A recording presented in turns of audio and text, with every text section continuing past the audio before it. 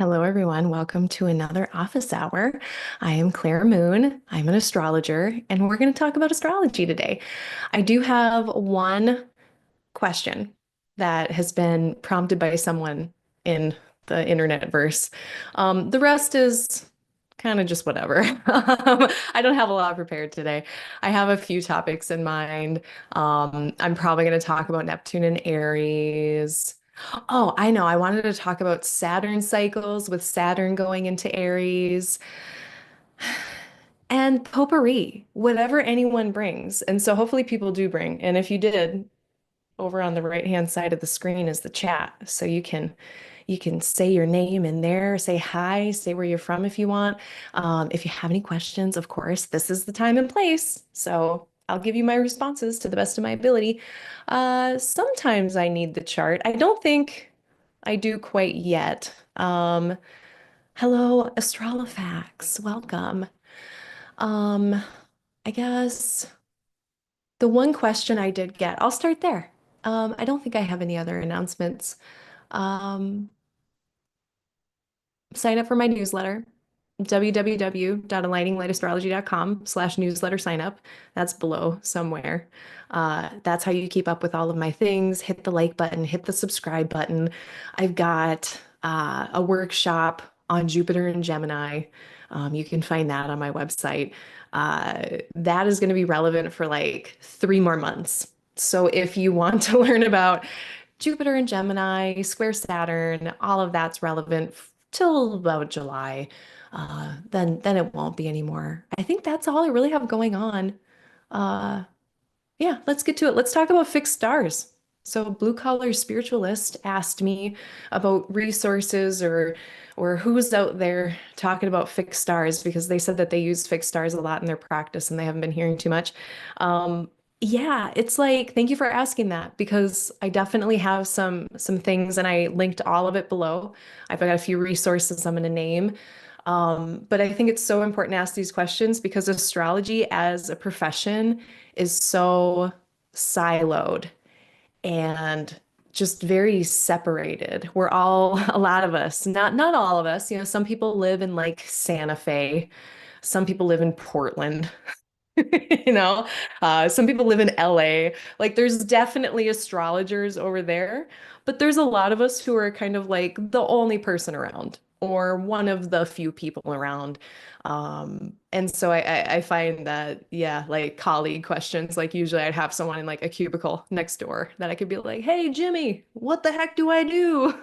And like in this profession, yeah, it's much harder, I think, sometimes to get people to bounce stuff off of. So I love it. So thanks for asking. But some of my main go-tos, because I don't use fixed stars a ton in my practice. I'm pretty new to them personally in terms of like learning them well enough to use them for a client who's paying me money. I use them sparingly in my personal practice where I don't have anything at stake. However, my main sources are Chloe Margarita. Sorry if I'm mispronouncing your name. If you're out there, I don't think they realize I exist. It's okay. Um, Not a sponsor of the show. I just really like all of their work. They're a great writer, and I did put a link to a lot of their work below, but they have a free fixed star index, and it's incredible. And it lists like all of the planets or all of the stars and their planetary significations if we have them and other relevant tidbits. So that is a beautiful, generous offering somehow for free. So that if you look there linked below, you should be able to find that. Um, and I'll put another link here. But yeah, check out their work. Chloe Margarita. Whoops. I think, did that work? Yeah, it did somehow. Okay, so I just put it in the chat. My other resource, actually, this is a Patreon. So it is a behind, I think some of his stuff's out there. I don't think all of it's behind a paywall, but Levant Laszlo of the Horoi Project. And at the Horoi Project, it's HOROI Project. They have a website, they've got a Patreon. They talk about a number of topics of astrology topics, particularly from Hellenistic tradition, medieval Persian Islamic tradition. They are a translator of Greek and probably other stuff that I'm not aware of. And they recently did a talk on fixed star asterisms. So honestly, worth it to like become a member of Levant Laszlo's Patreon for at least a month. Listen to that lecture. It's 3.5 hours long. It's amazing. And it actually is quite skeptical of the fixed stars and talks a lot about, some of the examples we have from early horoscopes, but also talking about the areas where we really don't actually know as much as I think we do. Um, so there's that. And then let me look at my list. There's a few things. And then Chloe and Levant and also like other people, some of the ancient sources that we're drawing on are from Manilius, so Astronomica by Manilius. Fixed stars are also talked about by Firmicus in chapter 8 of Mythesis. However, Manilius and Firmicus were both working with the same source material. So, it's a horse apiece. And also Tetrabiblos, Ptolemy, book 9 of Ptolemy's Tetrabiblos. And then also, I think fixed stars are mentioned in Ptolemy's Almagest.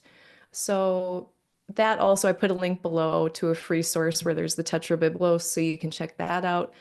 Um, and then finally, there's Bernadette Brady. They have a popular book on fixed stars.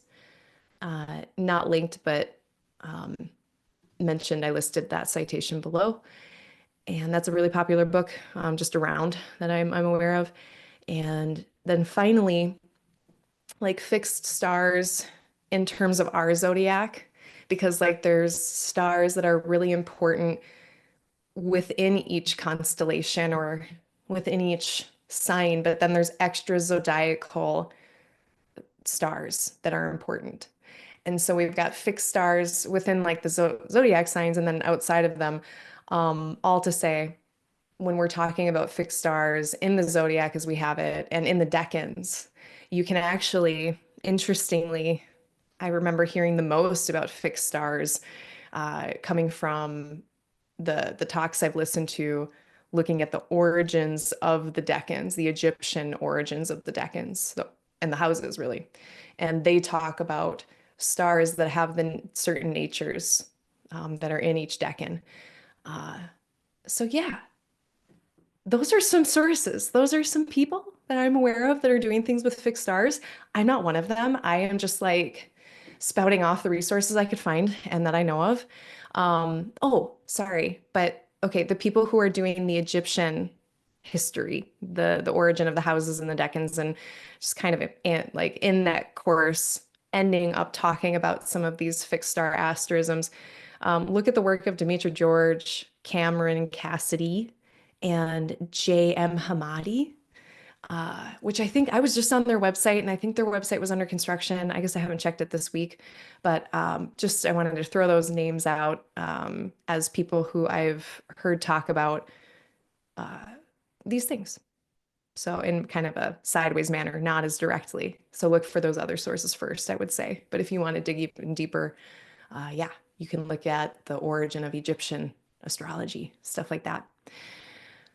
So let me see if there's any follow-up questions to that smattering of things. Yeah, Sam says, what are fixed stars? Yeah, I'll tell you what I do know. Okay, I think I am going to invoke the the software. Hold up. Let's get the chart up here. All right, so fixed stars, what are they? I guess I probably should have started with that. Um, but anyway, we've got, as opposed to stars that are not fixed, which are the wandering stars. So first we've got these two different categories of celestial bodies moving around in the sky. Well, we've got the sun, we've got the moon, but then we've got all these other things. And so the ancients talked about wandering stars. which they really meant the planets. So all the planets were the wandering stars. And we noticed how they would move. People noticed how they would move across the sky and have these different cycles and have these retrograde moments where they were appearing to go backwards in the sky. And they were wandering about. And so they were called wandering stars, as opposed to fixed stars. Yeah, I guess I didn't need the chart, which is kind of everything else that doesn't move, that is stationary, hence the term fixed. And these different classes of celestial objects, symbols, deities, gods, they existed in different realms depending on the philosophy of the astrologer you talk to from ancient times. This is where I stop knowing things and I'm kind of talking out of my bum. But like this idea, and I don't know who this was, but maybe it was, I want to say it was like Hermeticism, but this idea that there were these layers of the planetary spheres. And so you had like, Mars, Jupiter, Saturn, and then you get to Saturn, and that was the last visible planet that we had. And then beyond that, it's this other realm where then you have the fixed stars. And so then they were seen as almost these like very extremely powerful, far away, but solid and firm energies and powers that you could theoretically tap into versus the planetary or the energies of the planets, uh, much more fickle, changeable.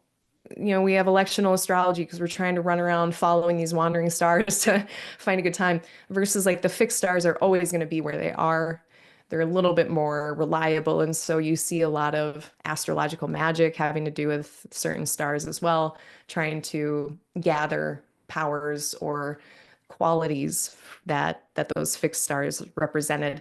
And a lot of the fixed stars, how they're described, their energies, their powers, their characteristics, their qualities are through planets. So say we've got the star Fomalhaut. Fomalhaut is said to be of the nature of Venus and Mercury. Or we've got like, oh, now I can't remember. Um, but there's some stars that are like more nasty and they're like of the nature of Mars and Saturn. I have one on like my chart ruler. I have a few, I feel like I have a few of those stars like configured to certain things in my chart within like really close things. And they're like the difficult ones. So they come in all flavors, but a lot of how they're described is through the natures of the planet, the wandering stars, the planets that we know, and also their color and how they twinkle and stuff like that. So like very similar to how the wandering stars were characterized by their appearance, so too are fixed stars in a lot of senses. Is this a red star um like Arcturus, or what's the one? What's the heart of the scorpion? Whatever the one is in Scorpio. Very twinkly and beautiful. Uh, very distinct. And so, if you look at Mars, it's red. If you look at Saturn, it's dusky brown. If you look at Venus and Jupiter, they're very bright and white and bluish and just bright. So these things, it sounds almost too simple. Like, was it really that basic? Was it really that simple that some of these original significations of planets and fixed stars come from their color? And it's like, yeah, yep, that is the truth. That's one of the places that they got information from about the symbolism. And also, empiricism, like watching life unfold, at these times. But uh, I digress. That's what fixed stars are. So they're really great, excellent tool in your astrological toolbox. Um, Oh, and last thing, now that I'm thinking of it, another place where I read about fixed stars a lot actually is Sphere and Sundry's catalog. If you go look at Caitlin Kopic's work, Caitlin Kopic talks a lot about, like, say, Regulus. That's a fixed star. It's the heart of the lion. Now I believe it's shifted, and now it's like sidereally in the first part of Virgo, but it doesn't matter. It's still the heart of the lion. So check out Sphere and Sundry's catalog, and that's another place to read about the qualities of things. Antares, thank you, Astrolofax. That's the one in the Scorpion. Antares is really special. Uh, yeah, great question.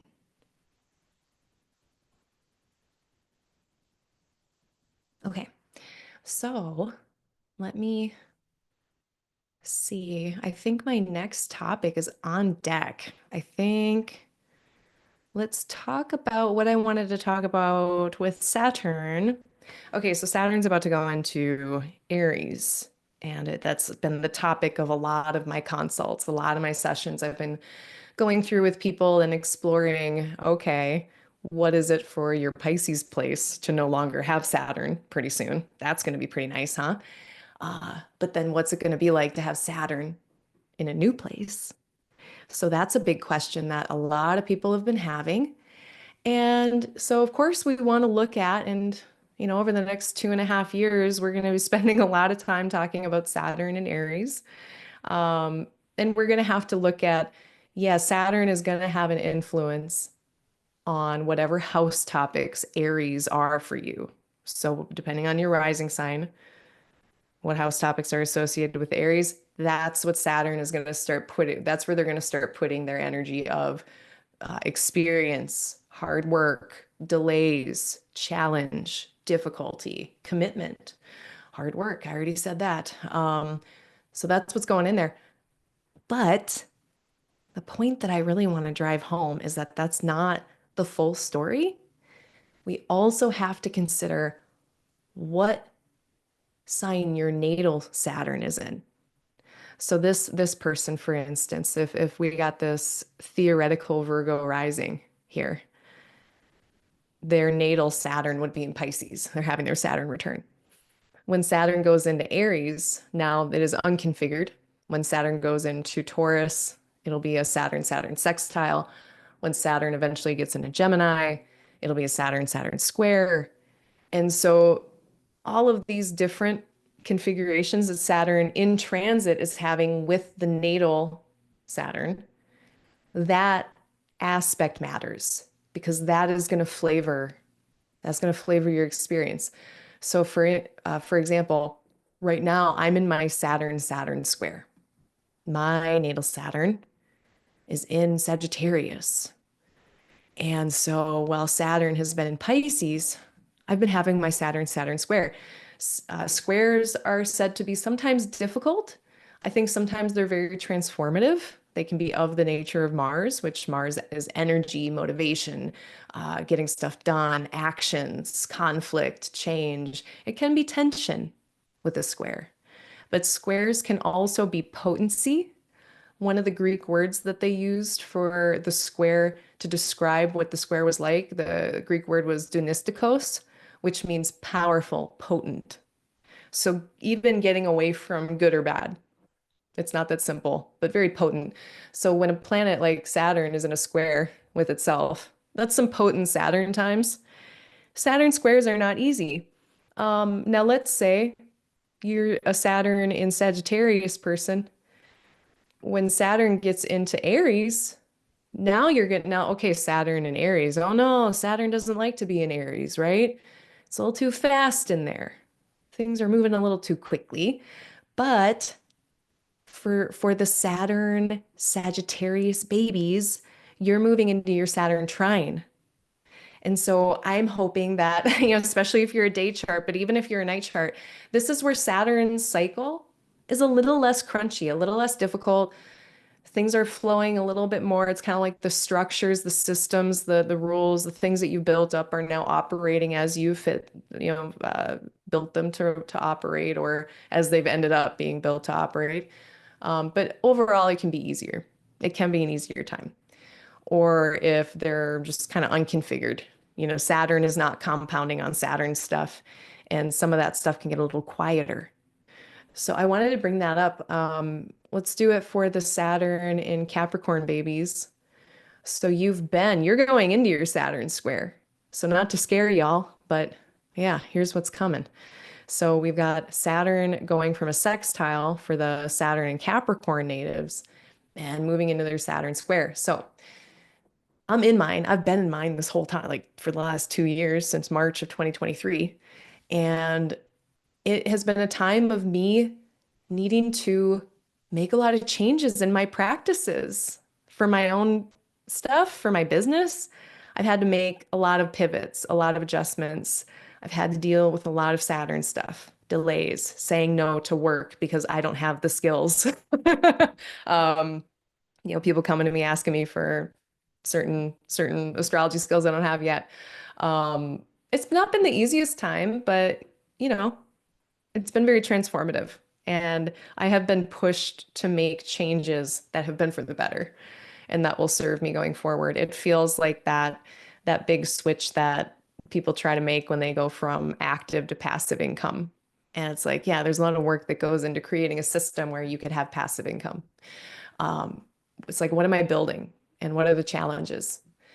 That might be more what you're going into, but then know that eventually in 2.5 years, there's another vibe shift and Saturn's going to move into their next sign and then you'll get your trine. So, all to say, it's not enough to just look at Saturn in Aries and Saturn in a house. That's a good start. That's where we start.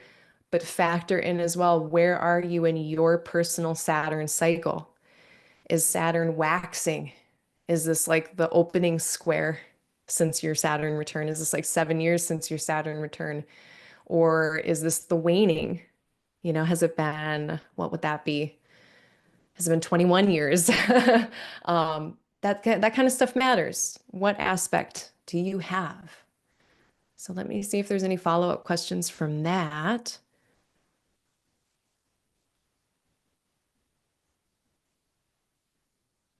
Yeah. So, and I've been saying a similar thing too with Pluto, although, it's not like the Saturn problems go away. It's not like the Pluto problems go away. But like for instance, there are the Pluto in Libra generation of people who have had Pluto, they've been doing Pluto square since 2008. And now they're done with that. And that generation, that subgeneration, is going into a Pluto trine. Now, it's not that the Pluto problems go away. It's not that all the corruption disappears or the things that are out of my control disappear. But I think trines sometimes offer a bit more leverage, a bit more workability. Um, Something shifts that makes the Pluto issues maybe easier to navigate or more possible to navigate, even if it's still hard. But I personally would rather take a trine of Pluto versus now if you are the now this is me. So uh the Pluto in God, why can't I draw today? Um Pluto in Scorpio. Now we're going into our Pluto squares. And what I just say about potency, a square is, if anything, it's that planet, those two planets, and there's a potency, a strength, a loudness to it. It's got some bite. So in this case of Pluto, uh, very transformative for better or for worse. But yeah, now it's our turn to go through that. So that's same idea. Matters what the relationship is with our own birth chart. All right. Does anyone have, I mean, too, also fair game while I'm here, is transit stuff. If, especially if you've like listened to my forecast and there was anything I didn't cover that you'd like to cover, we can do that. Otherwise, I think I wanted to talk about, and now I need to grab my book. I didn't grab it. The word anaretic and anaretic degrees. So let me actually grab a book. Hold on. Should have grabbed it.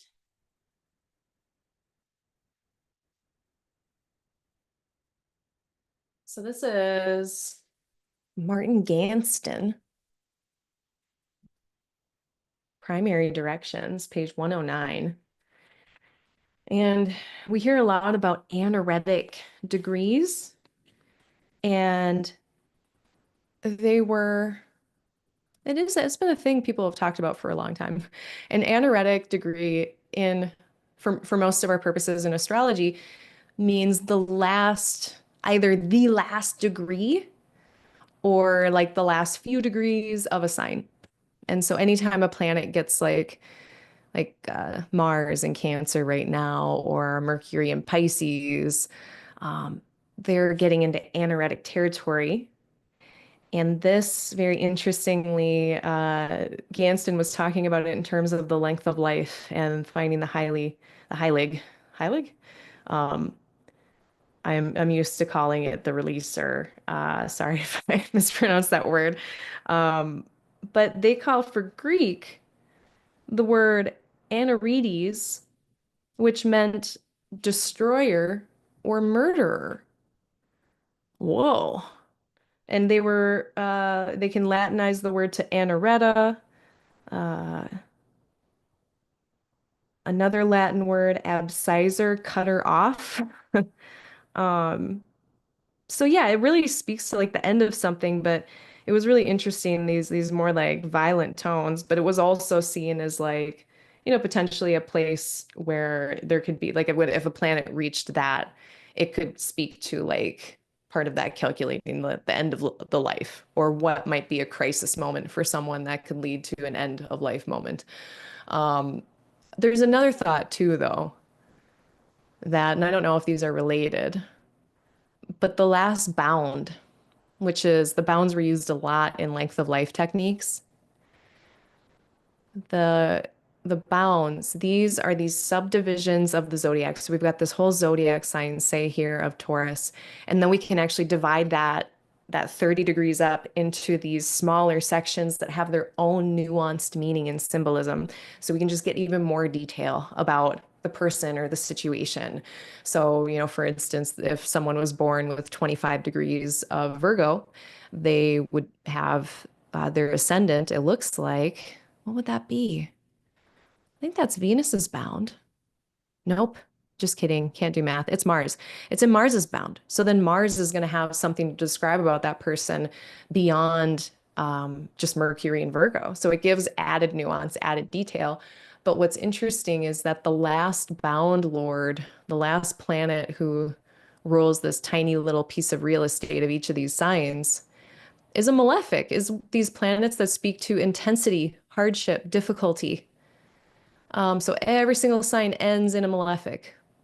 We don't really know why exactly, but when a planet moves through here by transit or by some releasing that planet or point in a technique where we try to time something, this is a tougher territory.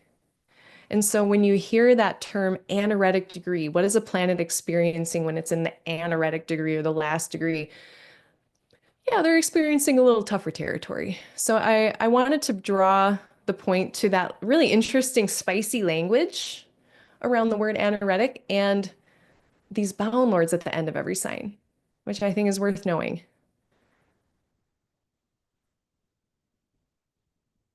Then I will take away my complicated wheel because it's very complicated. Hello, logical mermaid. Welcome. Okay, let me give you a softer metaphor. So someone says, "Uh-oh, I got an anaretic Mars in Sagittarius." Um, so let's look at it. Demetra George uses a really beautiful metaphor uh, of like a homeroom teacher. So who do you have for a homeroom teacher at school? Are they like generous when they're grading your test? Are they giving you extra credit points? Are they a really hard teacher? Are they, God, I just had this flashback just now of I used to fall asleep in class so much, especially during my periods. I would just fall asleep at the drop of a hat. I was so tired. And I had a math teacher who would throw erasers at me when I'd fall asleep to wake me up. And it was very embarrassing. That's some Mars homeroom teacher stuff. That's some Mars Saturn, maybe Saturn. I don't know, but that's the kind of behavior. So it's not an easy homeroom teacher, right? So when you're going through life, there's one way of looking at it that, yeah, you might be dealing with some more intensity, some difficulty. Maybe you don't get all the easy passes that your friends get. Uh, but then we can also consider, are you a night chart? Are you a day chart? Because if you're a night chart, then Mars isn't as bad. And then we got to think, all right, so Mars in its own bound, that's actually a good thing. That's a good thing. That'd be like if Jupiter is in Sag, dignity, essential dignity, when like Jupiter is in Sagittarius, it's in its own sign, it's in its own home, it feels comfortable, it has what it needs. When a planet is in their own bound, same thing. So when Mars is in these last few degrees, that actually would give Mars some dignity points, some little space points to strengthen its position where it's actually going to perform better. It's like, imagine if you had a teacher that was like really kind of maybe brusque or abrasive, but maybe you like that. Some people like that. I don't know. It depends on the situation. Um, Maybe you like someone who's like driven, you know? It could be that just energetic drive of Mars too. Um, I'm very martial. I'm an intense person. It's the Mars. It's always the Mars. But yeah, like so if Saturn is in these degrees in the Saturn bound, then Saturn's going to operate a little better, a little bit more like Saturn wants to. They're going to be happier, in a better mood. So it's not a bad thing. Especially in that case where it's actually Mars, that you get a little bit of a loophole there. It's a little bit of a mitigation at the same time. And Mars is going to be experiencing very Mars things and doing a good job of it. So yeah, hopefully that answers that.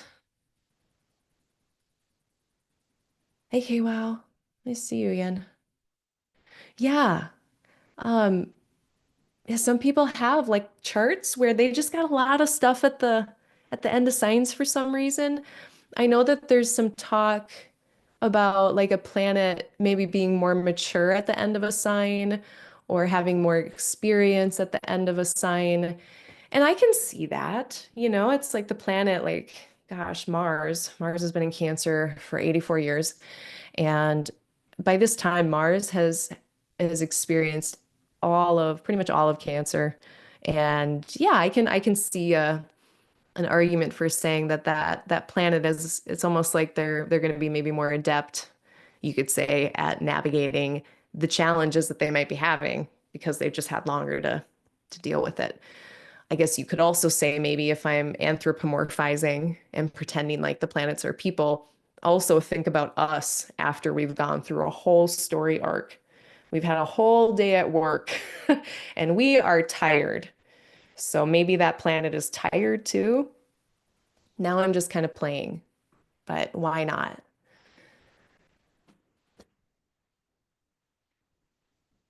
Yeah, I wonder about that too. And then, so like the planet is getting really close when it's at the end of a sign. It's getting really close to the next sign, right? And there's a lot of talk too in different branches of astrology, or I should say different traditions of astrology, that some of them say like a planet at like the last 3 or 5 degrees of a sign starts to take on the qualities of the next sign without even being in it.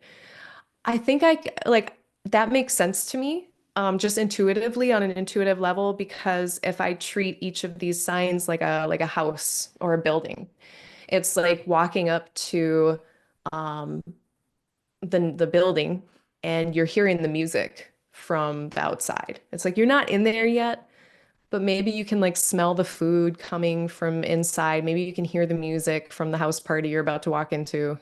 And so yeah, I can see that. At the same time, if you're, you know, Mars in Cancer right now, it's like the Midwestern goodbye. They just had their hand on the doorknob for like 20 minutes and they're trying to leave, but people just keep talking, right?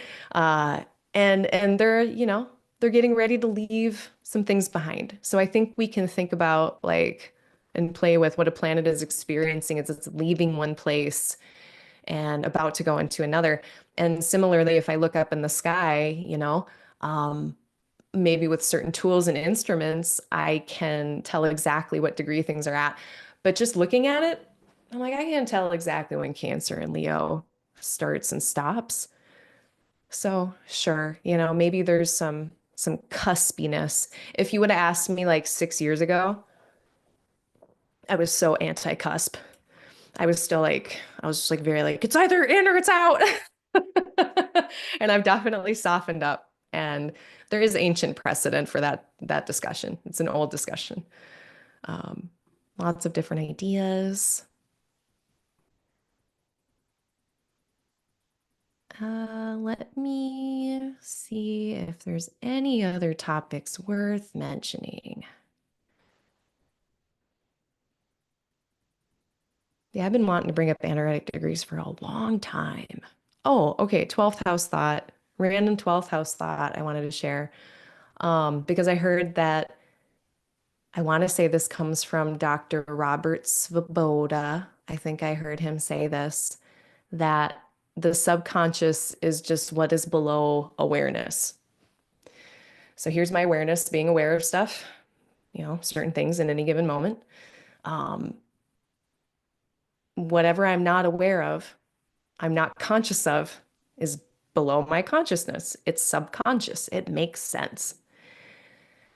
And so a lot of people talk about the 12th house being subconscious, being lack of awareness, being a blind spot, being hidden things. What are you not aware of? What are you not conscious of? What's not, visible to you? So all of this was starting to sound really 12th housey, right? And so I guess it made me think, well, if people are worried about their 12th house, because everyone's always worried about their 12th house, which I mean, maybe they should be. I don't know. I'm from there. P.S. I'm just gonna like hang my shingle. I don't have like a 12th house offering, and I never talk about my experiences with the 12th house. So I shouldn't say never, but I don't usually that much. And I want to, I just haven't gotten around to it yet. Um, but I should be. Like I'm pretty, I feel like I'm good at talking about the 12th. I'm very into it. I could talk about the 12th for like my whole life, like hours and hours and hours and hours. Come get a reading with me. If you got 12th house planets, if you're scared about 12th house stuff, come get a reading with me. I'm from there. My sun and my Mercury and some asteroids and Neptune, it's all in there. Um, and it is a Capricorn 12th, which they are not all the same. And it is a Capricorn one. So I feel like you know, I'm a little familiar. I digress. Self-promotion. That's so ironic. This is like an oxymoron. My 12th house self-promotion. Anyway, okay. So 12th house, it's the subconscious. It's stuff that's out of our awareness. It's our hidden things, mysterious things, occult things. It's suffering, it's spirituality. But what I was thinking, if people are worried about their 12th house, work on your awareness, right? Like, okay, we can't control everything because people lie, people hide stuff from us, the world hides stuff from us. But like doing our best within our own locus of control to work on awareness of various things. Aware, like I'm just gonna like straight up borrow from the Buddha awareness of body, awareness of thoughts, awareness of speech, awareness of views, awareness of the whole dang thing. All of that is like a full-time job. It takes so much, and maybe it's just me. I don't know. Maybe this is me projecting. I feel like it takes a lot of energy to work that awareness muscle, just strengthen it to because it takes focus and it takes this kind of tenacity and resilience of coming back to awareness again and again and again, or trying to become more aware all the time. It's like a lifelong sport. But it almost goes, it just makes logical sense then that if we just simply work on our internal awareness, external awareness, that inevitably there will be less places for the 12th house to cause problems. That's my thesis, one of them.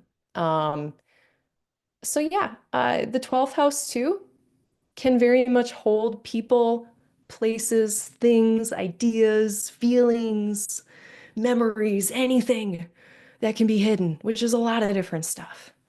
So like again, there's like a lot of fodder for awareness, muscle training, getting our reps in, doing our best. And I also had a thought too, okay, this was my kind of dovetailed with this. So if the idea is that the 12th house can be this hidden blind spot place, and I also put in the 12th, this is the joy of Saturn, and historically there's a lot of like Hellenistic significations around grief, um, but also like exile and people being cast away from society and marginalization, disenfranchisement, all these like the ways that our societies try to erase people and push people into the corners and like the way that we treat like houseless folks in the United States, just like, oh, don't worry about them. And they just put up like rude, like anti-humane architecture to try to like 12th house these people. Um, so then if we want to do 12th house work, how can we bring more visibility to hidden people or people that society tries to erase? That is also 12th house work. So increasing awareness internally and externally, and with ourselves, and with our environment, and with other people. Like all of this feels just like very 12th house work. Yeah, those are my two main 12th house points. So I wanted to share those. See if there's any follow-up questions. Yeah, it's funny, Kai. Yeah, very 12th house sun promotion. Because I'm like, it is so 12th house that I never talk about how much I want to talk about the 12th house. I love talking about it. Um, it's just, yeah, it's a special place.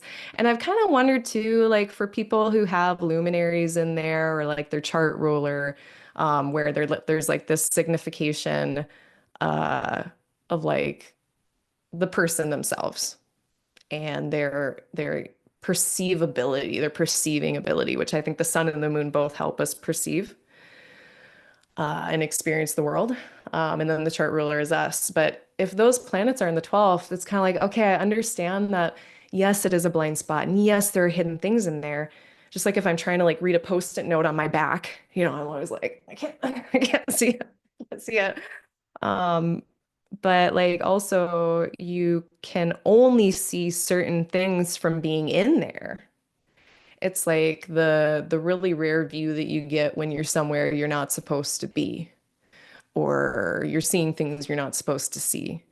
I find that a lot with the 12th house too. So to just call it a place of, I mean, okay, I can see the argument, like calling it a place of ignorance because Saturn, Joy's there, and Saturn is ignorant. Saturn is not knowing, not seeing, versus like the sun is shining a light on something. It's very seeable, invisible. Um, but I think sometimes, like, again, just my point is that people with luminaries or chart ruler in the 12th, it's like, can they see something in there that would be helpful? That maybe like that's a gift in some weird roundabout way.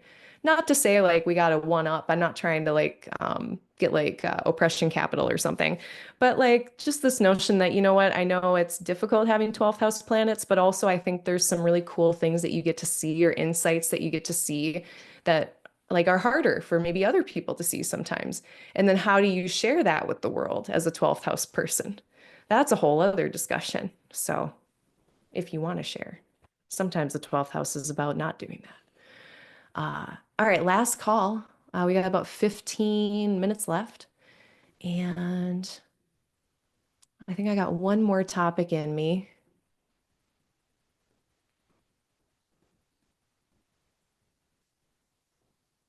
Yeah, and I guess, maybe I could play off of that still. Because the word integration is another thing that comes up a lot.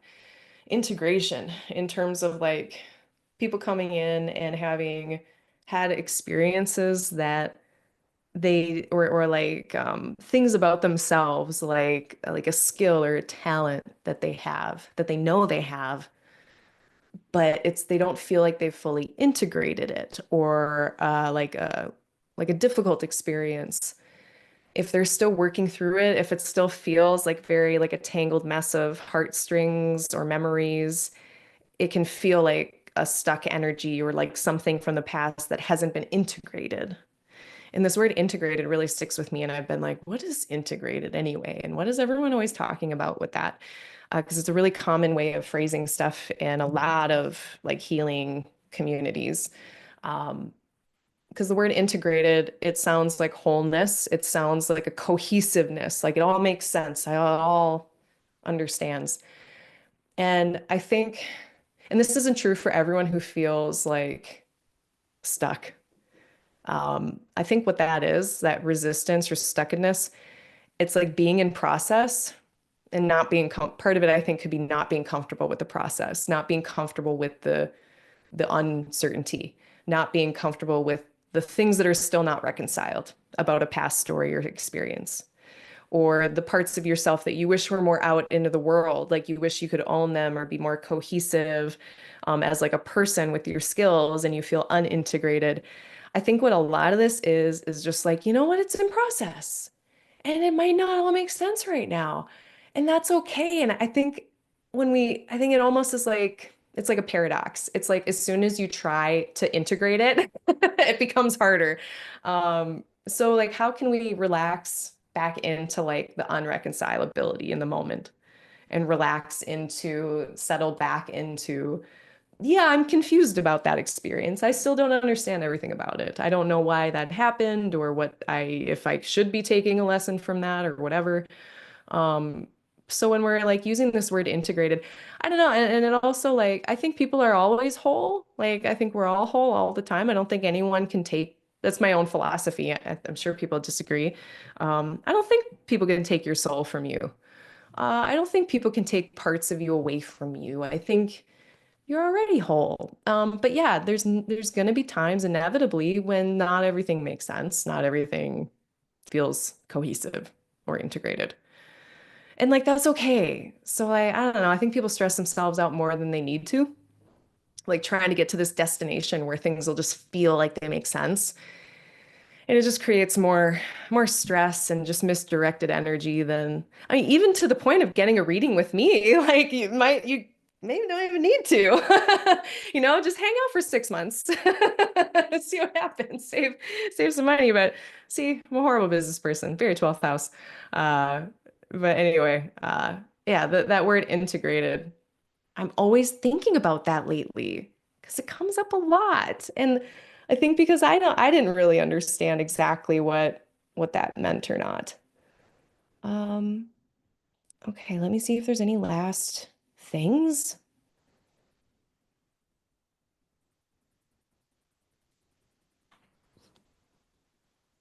Yeah, you got some of this understanding of the luminaries and these difficult places of the 12th and the 8th. It's weird to look out from there. Yeah, it's a weird little perch. Um, very much. Oh yeah, people are looking forward to Uranus leaving places. Yeah, that's another one. It's like, we got to consider about what a planet is going to be like in its new place, but also yay for it leaving wherever it left.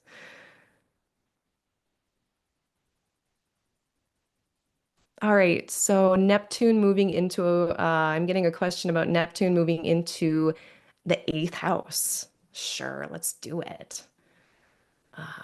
Let me share my screen.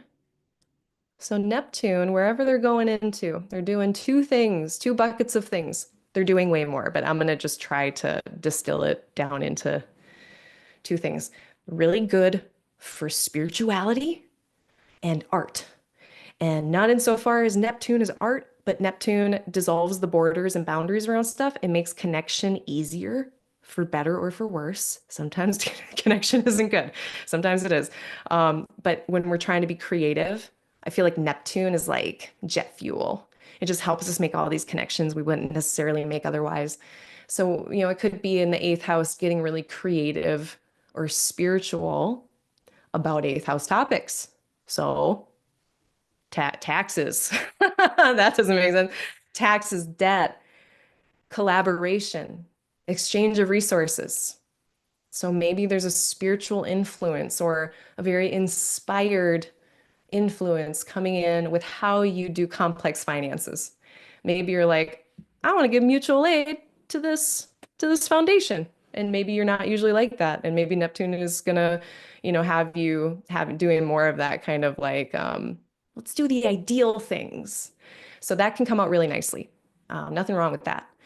Neptune also, or I guess I should say eighth house is also death, end of life, which usually people like kind of freak out when I say death. Sorry. But only part of that is like the really intense part most of us are worried about. Most of the stuff around death is legal, financial, logical, like technical stuff, boring, dry stuff. And like, I just say that because me and my brothers have been dealing with this with our parents for like years about like trying to plan, trying to make sure our families don't fall apart like, or like our family doesn't fall apart the way our parents' families both fell apart when their parents died because no one had anything ready. Now I'm going on a rant. A wild rant appears because no one did anything about anything. So with eighth house end of life stuff, I mean, there's a lot there. And there is the spiritual, emotional, psychological whole thing. Don't get me wrong, that's also there. So watch for spiritual influence for the next 14, 15 years. Maybe you are really spending more time, imagining, hopefully in a constructive way, not in a sad, depressed way, about some of these things. And okay, I can imagine the best way that this could go down. What actions can I take? Because sometimes Neptune, it can be that dream fuel as well. It's good for spirituality, creativity, artistry. But dreaming, imagining, visioning, as long as we don't get too attached to some outcome and our expectations with Neptune, that can be a whole thing. All right. So watch out for those influences. Now, the other side of this coin, Neptune can be confusion, lack of clarity. So with taxes, debts, complex finances, I'm not giving financial advice. Um, with collaborations, anytime you're sharing your time, your energy, your resources with anyone, you might have to try extra hard to be clear. You might have to do a little extra work to make sure that everyone's on the same page, everyone understands everyone. So you may have to do some kind of extra legwork there if you notice. Don't look for it if it's not a problem, but if you're noticing, like, why is my tax stuff getting messed up? It's never gotten messed up before. Neptune might be doing things, you might be like, I could have swore I sent in that form, so like, it's not forever. Hang in there. I just got done with Neptune in my second house. And yeah, for the last 14 years, my finances have been so confusing to me. And part of it is because I have a bunch of student loan debt. I've got weird, like, money accounts from my, 9 to 5 jobs I had that are just like, I don't understand them. But I've noticed now that Neptune is getting out of my second. Like I literally just made a spreadsheet the other day. Nature is healing itself in my chart. I made a spreadsheet about some complex financial things. I'm meeting with my financial advisor to help me. So, and I got a financial advisor during Neptune across my second and eighth. It was in my second, but it's also affecting, sending an opposition to the eighth house in my case. Here, it would be sending an opposition to the second house. So yeah, just being careful with money stuff. Being careful with how you share your time, your energy, your money with people. Um, yeah, just over communicating, communicating expectations, asking them what their expectations are. Uh, yeah, leaky. It can be leaky. And there can be, I mean, I guess one of the other things is deception. I don't want to make you paranoid, but again, just being extra clear about things up front is going to mitigate a lot of potential for deception. Because I think a lot of times that can happen when we're not asking the right questions. So let's see. Yeah, that's what I got there. Um, Accountants, like the eighth house has a lot of accountants, death workers, therapists. It can be seen as like the mental health, some mental health stuff, existential crises stuff. I like to think of it insofar as it's like, yeah, eighth house is like thinking about, have I lived a good life? Am I living a good life? I'm about to die. Am I happy with what happened? It's like all these planets, they've done their work for the day. They've been at the top of the midheaven and they are about to descend into this underworld. And they're like, whoa, I don't know what's down there, brosif. So yeah, the eighth house is a little interesting that way. It's like the place that we're preparing for underworld journeys. It is the provisions for death. Um, That's one of the ancient ways it was talked about, versus the second house, provisions for life. So, all of these things are real. Neptune is adding spirituality, acceptance, forgiveness. Neptune is very one-lotty. It's very artistic and creative. It is also confusion and uncertainty. So keep your head on a swivel about some of these eighth house things. No weird deals with any weird people. That's what I would say. Good luck. And anytime Neptune is around, and I actually was reading, I was doing a little book cooking with Planets in Transit by Robert Hand.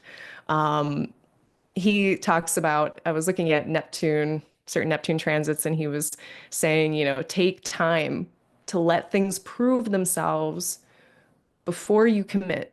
So with eighth house topics, collaborations, complex finances, sharing, end of life stuff, like if someone's telling you about a new complex financial package, I'm not giving financial advice. Um, read up on it. Don't do the Aries fast thing. Don't do listen to your instinct. Listen to the hell yes, hell no. Like that's still fine. Like listen to your instinct. But going too fast with Neptune here, it's like driving too fast in the water or driving too fast in the fog. It's when accidents can happen. Good luck. Yeah, I'm so excited. Although I don't know what I would rather have because now Neptune is in my third house and I communicate a lot. If you can't tell, it's like my whole job. So it's going to be really good for divination. It's going to be great for my job in some ways. It's going to be if if I am becoming less easy to understand, please let me know. I'm trying to be clear. I've been noticing some things percolating that I'm like, oh, what is this about? This is a difficulty in clarity. Um, yeah, and if you're born with a thing and that thing is happening in transit, that is something that you are used to. You've been experiencing your whole life, but it's just going to be a little bit more front and center for a while.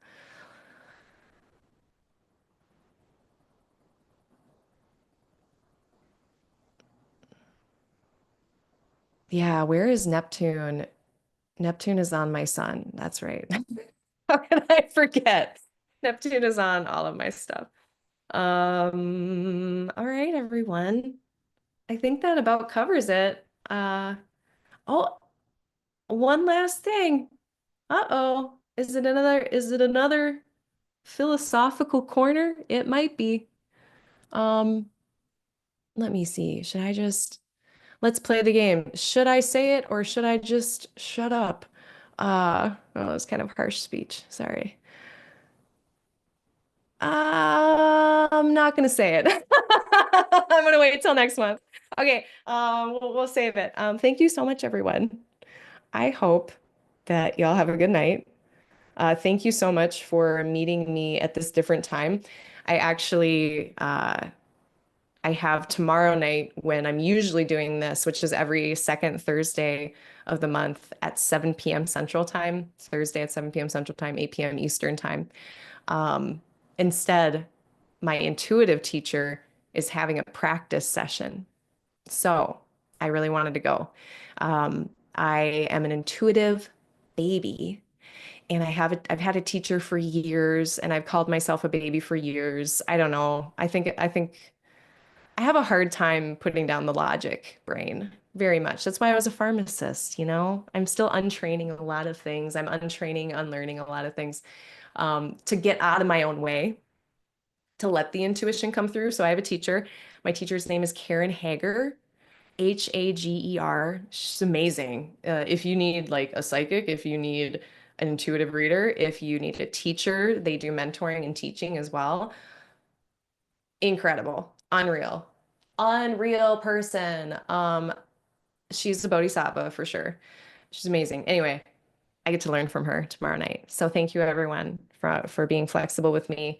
We're doing a group practice session, and the last time we did a group practice session, I did remote viewing for the first time, which is when everyone tries to like she puts out a thing, like she put out a card, a tarot card, which we didn't know like what it was, but she told us to try to imagine this image and try to see it with our remote viewing.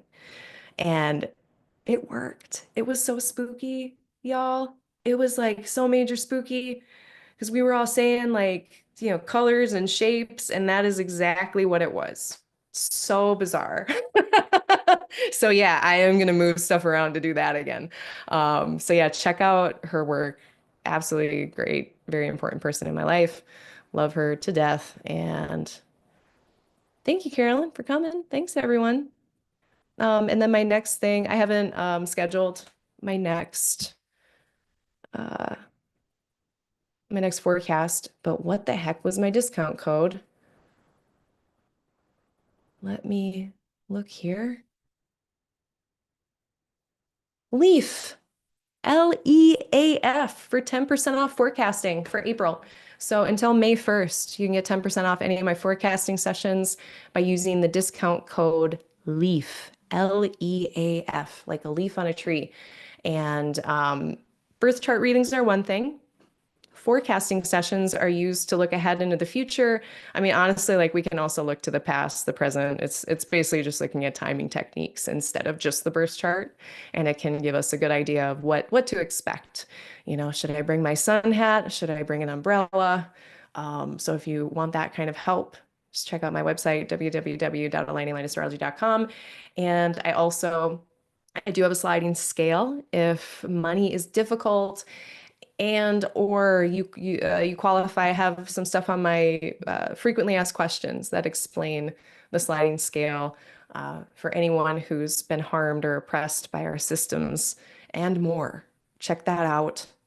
Much discounted rates. So that's something that I offer as well. So for any hardship out there, don't want that to get in the way of astrology. And also it is my way of giving back. So don't feel shy about it at all. I very much enjoy doing those readings, and I don't have a cap on it. It's never been an issue. I've never had too many sliding scale readings where I haven't been able to take care of myself. So yeah, don't hesitate to take advantage of that.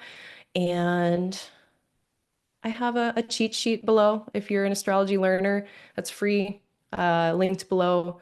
I have some student learning resources on my website. So if that link is ever broken, there's a more permanent link on my website. I think that's it. Okay. Thanks, everyone. Thanks for coming.